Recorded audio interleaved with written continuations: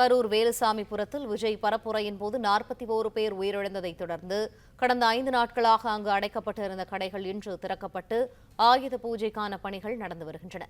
இது தொடர்பான மேலும் விரிவான தகவல்களை எமது செய்தியாளர் செந்தில் வழங்க கேட்போம். செந்தில், தற்போது அங்கு இருக்கக்கூடிய சூழல் என்ன? விரிவான தகவல்கள்.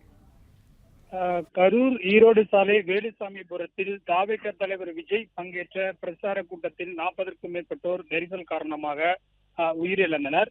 மேலும் இந்த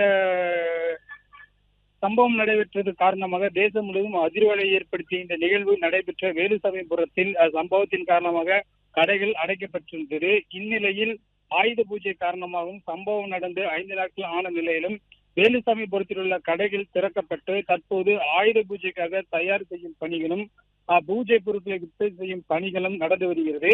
இந்நிலையில் சம்பவம் நடந்த அருகில் உள்ள பகுதியில் உள்ள கடைகள் தற்போது திறக்கப்பட்டு அங்கு வியாபாரமானது நடைபெற்று வருகிறது. இருப்பினும் அப்பகுதியில் பொதுமக்கள் நடமாட்டம் இன்னும் அதிக அளவில் இல்லாமல் மந்தகதியாகவே காணப்படுகிறது.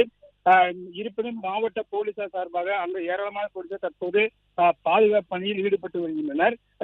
அந்த சம்பவம் நடைபெற்ற இடத்தில் 5 நாட்கள் தொடர்ந்து கடைகள் திறக்கப்பட்ட நிலையில் தற்போது இயல்பு நிலை மெல்ல மெல்ல திரும்பி வருகிறது. பிளே ஸ்டோர் மற்றும் ஆப் ஸ்டோரில் இருந்து பாலிமர் செயலியை QR கோடு மூலம் பதிவிறக்கம் செய்யுங்கள். செய்திகளை உடனுக்குடன் பெறுங்கள்.